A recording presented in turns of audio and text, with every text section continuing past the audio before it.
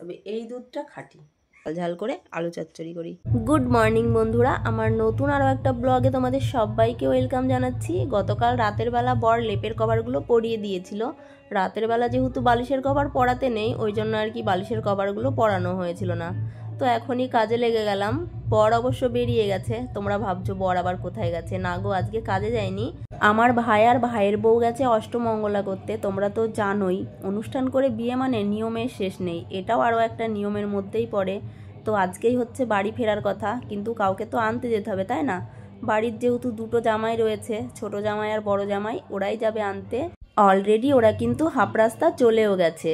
ছোট জামাই করিমপুর থেকে গাড়ি নিয়ে এলো চাপড়া পর্যন্ত, তারপরে বড় জামাই আর ছোট জামাই মিলে দুজনেই গেল ভাই আর ভাইয়ের বউকে আনতে। আবার আমার বর কিন্তু চাপড়াতেই নেমে যাবে, কেননা করিমপুর তো উল্টো হয়ে যাচ্ছে। আবার অতটা রাস্তা গিয়ে কি করবে? ছোট জামাই তো রয়েছে, ওই জন্য ছোট জামাই বাকি রাস্তাটা নিয়ে যাবে, মানে চাপড়া থেকে করিমপুর পর্যন্ত ছোট জামাই নিয়ে যাবে।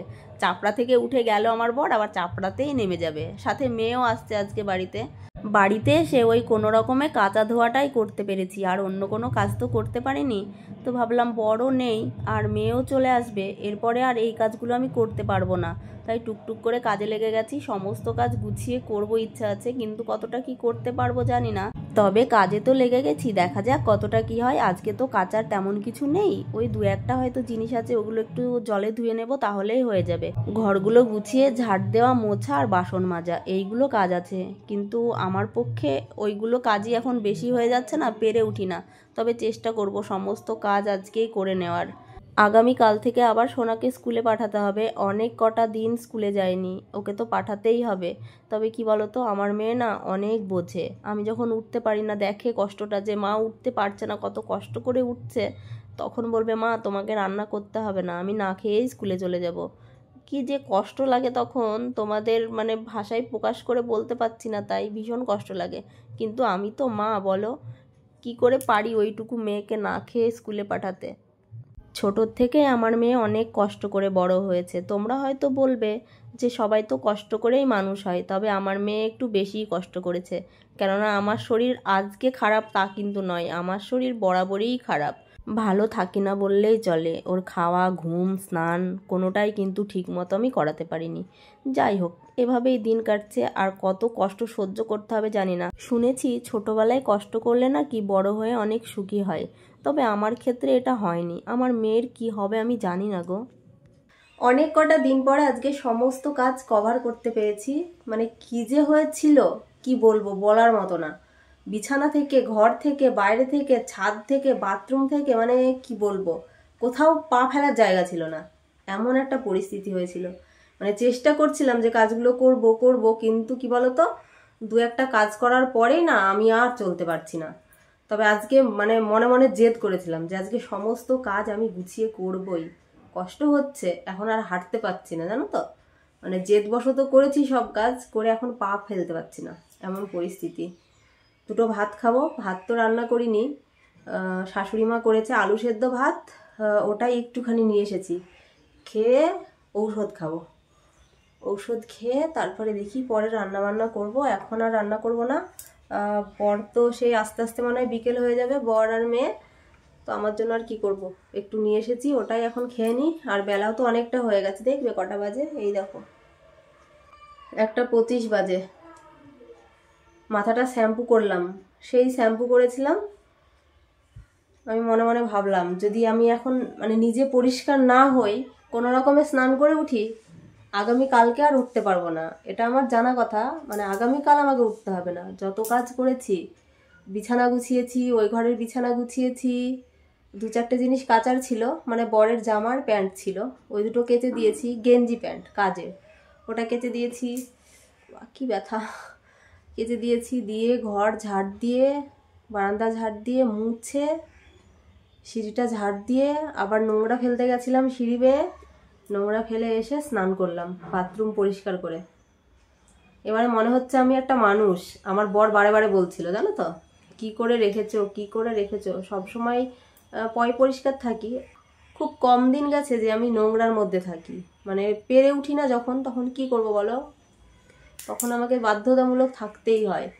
বাসি ঘর মনে হয় আজকে কতদিন যে ঝাড় দিইনি, সেই গেছি, যেদিন গেছি সেদিন একটু ঝাড়টার দিয়ে মুছে গেছিলাম, মানে বাড়িতে এসে কোনো কাজ করতে পারিনি। ওই দুটো বাসন মাজা, আলু সেদ্ধ ভাত, মাছের ঝোল ভাত এই করছি। কালকে তো সেই আলু সেদ্ধ ভাতেই চলে গেছে। কালকে সেই শাক এনেছে, মাছ এনেছে, ওইভাবেই রাখা আছে। মাছগুলো তো ফ্রিজে রেখেছি, আর শাকগুলো ওই যে ঝুড়ির মধ্যে রাখবো, ক্যারিতে রাখা ছিল, বাঁচতে পারি নাকি দেখি। ওষুধ খেয়ে ভাবছি একটু শোবো, শুলে তো আর উঠতে পারবো না। আবার রান্না করা রয়েছে, মেয়ে আর বর আসবে, দুটো রান্না করতে হবে। এসে যদি ওরা রাতে খাবে, এখন তো খাবে না, তবুও রান্না তো করতেই হবে না। এই দেখো ভাত নিয়ে এসেছি, একটু ঘি নেব, একটা লঙ্কা নেব, নিয়ে খেয়ে নেব। আর একটুখানি আলু নিয়ে এসেছি, আলু ভাতে দিয়েছিল, এই দেখো। খেয়ে নি আগে এটা, কেমন খেয়ে ওষুধটা খাই। এখন ঘড়িতে সময় হচ্ছে 5টা 25। ভাত খেয়ে সেই যে শুয়েছি, এই সবে উঠলাম। উঠে কতগুলো জামা কাপড় মেলে রাখা ছিল ওগুলো তুললাম, বাসনগুলো তুললাম। আর মেয়ে আর আমার বর তো অনেকটা সময় আগে এসেছে, মানে আমি শুয়েছি তার আধা ঘন্টা বাদে ও চলে এসেছে। দুধ এনেছে, ভাইয়ের শ্বশুর বাড়ি থেকে কি কি পাঠিয়েছে জানো? প্রায় 1-1.5 কিলো দুধ পাঠিয়েছে, মনে হয় ঘরেরই দুধ। দুধ পাঠিয়েছে, মটরশুঁটি পাঠিয়েছে, পেঁপে পাঠিয়েছে, অনেকগুলো মটরশুঁটি পাঠিয়েছে। আর মটরশুঁটি খেতে তো আমি ভীষণ ভালোবাসি, আমি তো ভীষণ খুশি। মানে টাটকা টাটকা মটরশুঁটি, মানে সবে তুলেছে, তুলে পাঠিয়েছে। মেয়েকে একটা জামা দিয়েছে, বেশ পছন্দসই, ভালোই লাগছে। তবে জামাটা ভাঁজ করে তুলে দিয়েছি, কাচলাম না, যেহেতু গাড়িতে এলো ওই জন্য আর কাচা ধোয়া করলাম না। আর বরকে এই যে একটা শার্ট দিয়েছে, এটাও খুব ভালো জানো তো। আর আমার ভগ্নিপতি গেছিলো, ভগ্নিপতিকেও দিয়েছে। ভগ্নিপতি তো একেবারে মানে বাড়ি নিয়ে গিয়ে নামাবে, আর এখানে আমার বর নেমে পড়লো, আবার সেই যাবে, আবার উল্টে আসতে হবে, ওই জন্য এখানেই নেমে গেছে। তো দুধটা জাল দিতে হবে, মানে তখন এলো তো আমি বললাম ফ্রিজে রেখে দে, ফ্রিজে রেখে দিয়েছি। ওই দুধটা জাল দেবো, দুটো রান্নাও করতে হবে, কি যে রান্না করব সেইটাই ভাবছি। আলু চচ্চড়ি ভাত করব নাকি আবার যদি শুয়ে পড়ি আর উঠতে পারবো না। এই দেখো অনেকটা দুধ দিয়েছে, দুধটা জাল দেব, খাঁটি মানে খাঁটি দুধ আর কি। আমাদের এখানে তো দুধ পাওয়াই যায় না ভালো, জল মেশানো দুধ, তবে এই দুধটা খাঁটি। আমার বর তো দুধ খেতে খুব ভালোবাসে, তবে হাই প্রেশারের জন্য এখন আর ওকে দেওয়া হয় না। তবে এখানকার দুধ মোটেই খায় না। আমার বাবার বাড়ি গেলে মানে দুধ খেতে যেহেতু ভালোবাসে, আমার মা কিন্তু আমার বরকে দিতই। আমার ভগ্নিপতি আবার দুধের কোনো জিনিসই খায় না, মানে দুধে ছোঁয়ানো কোনো জিনিস খায় না। সে দই মিষ্টি যাই বলো না কেন, যে জিনিসের দুধ রয়েছে সেই জিনিস কিন্তু আমার ভগ্নিপতি খায় না, ও আবার অন্যরকম। তো আমার মেয়ে তো ভীষণ খুশি, ও খুব খুশি, বলছে ওখানে থাকলেই ভালো হতো, কেন যে এলাম তাই বলছে। ওখানে থাকলে হবে বলো তো, পড়াশোনাটা কে করবে? আজকে ওর ম্যাম ফোন করেছিল, টিউশন ম্যাম, যে অনেক কটা দিন হয়ে গেছে আসছে না, অরিত্রী পিছিয়ে যাবে, কবে আসবে বলছিল। সকালবেলাতে ফোন করেছিল 7টার সময়, বললাম চলে আসবে আজকে, আগামী দিন থেকে পড়তে যাবে এরকম বললাম। কি আর করা যাবে, এখন সোনার ব্যাটিং রয়েছে, সেগুলো কাঁচা ধোয়া করতে হবে। তবে আজকে করব না, যদি কালকে পারি তবে কালকে করব, তা না হলে দুদিন থেমেই করব, কেননা অনেক কাঁচা ধোয়া হয়েছে। যদিও হাতে কাচতে হয়নি, হাতে কাচতে হলে আমি পারতামই না, অসম্ভব হয়ে পড়তো আমার কাছে। মেশিনটা ছিল তাই অনেকটাই বাঁচা বলতে পারো, মেশিনে কেচেছি ওই জন্য বুঝতে পারলাম না। তবুও হাঁটাচলা করে মেলে দিয়েছি, তুলেছি, ভাঁজ টাজ করা অনেকটা চাপ হয়ে গেছে। আর আজকে তো প্রচুর কাজ করেছি ওই জন্য। এখন দুটো ভাত বসিয়ে দেবো, ভাবছি সন্ধ্যাটা উতরে যাবে তারপরে ভাত বসাবো।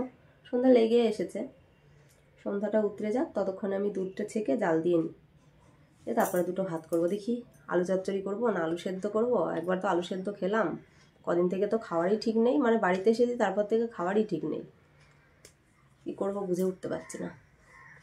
সোনা পড়তে বসে গেছে, আমিও দুটো ভাত বসিয়ে দিয়েছি, প্রায় 7টা বাজতেই চললো। একটু তাড়াতাড়ি রান্না হয়ে যাক, তাড়াতাড়ি খেয়ে নেব। আলু সেদ্ধ ভাত খেয়েছি আর মন মানছে না, বুঝলে, মনে হচ্ছে কি খাই। মাছ রয়েছে, তবে মাছ এখন আর করব না, মাছটা কালকেই করব। এখন ঝাল ঝাল করে আলু চচ্চড়ি করি, আলু চচ্চড়ি আর ভাত। সবে ভাত বসিয়েছি, এই যে এখনও জলটা গরমই হয়নি। আর এই দেখো এখানে সবজি নিয়ে নিয়েছি, সবজি বলতে মানে লঙ্কা দিয়ে করব আলু চচ্চড়িটা, একটু ঝাল ঝাল করেই করব। আলুগুলো কেটে নিই। ভাতটা নামিয়ে নিয়েছি, এখানে বর করছে আলু চচ্চড়ি, কারণ আমার বর আলু চচ্চড়িটা খুব ভালো বানায়, যার জন্য বরকেই আলু চচ্চড়িটা করতে দিয়েছি। আলু চচ্চড়িটা হয়ে যাবে, খেয়ে নেব ঝটপট। রান্নাটা কমপ্লিট হয়ে গেছে, রান্না করে নিয়েই ঘরে চলে এলাম। বাইরে খাবো বললাম, কিন্তু বর আজকে বাইরে খেতে রাজি হচ্ছে না, বলছে চলো ঘরের মধ্যেই খেয়ে নিই। ওই জন্য আর কি ঘরেই নিয়ে এলাম। তো চলো খাওয়া দাওয়াটা কমপ্লিট করি। ঝাল ঝাল করে আলু চচ্চড়ি করেছি, আদৌ খেতে পারবো তো?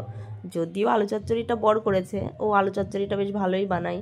আর কি বলো তো, নিজের হাতে রান্না খেয়ে খেয়ে না সব খাবারই যেন অরুচি, কোনো খাবারই ভাল লাগে না। তো ওই জন্যই আর কি বরকে বললাম করতে আলু চচ্চড়িটা। তো চলো খাওয়া দাওয়া কমপ্লিট করে নিই, পরে আসছি আবার। খাওয়া দাওয়া কমপ্লিট করে উঠেই এঁঠোটা পেরে বাসনগুলো মেজে নিয়েছি।